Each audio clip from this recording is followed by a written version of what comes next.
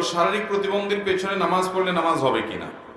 যিনি শারীরিক প্রতিবন্ধী তার পিছনে যদি আপনি নামাজ পড়েন, তিনি যদি ইমামতি করেন, নামাজ হয়ে যাবে, নামাজ হবে না এমন কোনো কথা।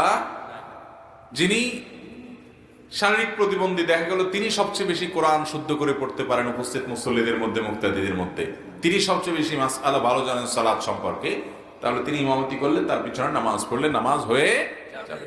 যদি এরকম কোনো প্রতিবন্ধকতা তার শরীরে থাকে যেটার কারণে তার পবিত্রতা তিনি ঠিক মতো করতে পারেন কিনা সন্দেহ, অন্ধ মানুষ, বা আপনার এমন কোনো অসুবিধা আছে যেটার কারণে সব রকমগুলো ঠিক মতো আদায় করতে পারেন না, মুসল্লিদের অসুবিধা হয়, তাহলে ওইরকম ব্যক্তিকে ইমাম হিসাবে নিয়োগ দিবেন না, দেওয়া যাবে না।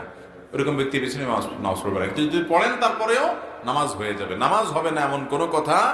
কারণ শারীরিক প্রতিবন্ধকতা এটা তো তার ইচ্ছাকৃত কোনো অপরাধের ব্যাপার না, ত্রুটি না। ব্যক্তিগত অপরাধও যদি থাকে আর নামাজ ঠিকঠাক মতো ইমামতি করে, তার পিছনেও নামাজ হয়ে যায়। যদিও ইমাম হিসাবে নিয়োগ দেওয়ার সময় খেয়াল করতে হবে, যার পিছনে মানুষ নামাজ পড়বে তিনি যথাসম্ভব পবিত্রতা ইত্যাদি ইত্যাদি রোকনগুলো সব ঠিক মতো আদায় করতে পারেন, এরকম ব্যক্তিকেই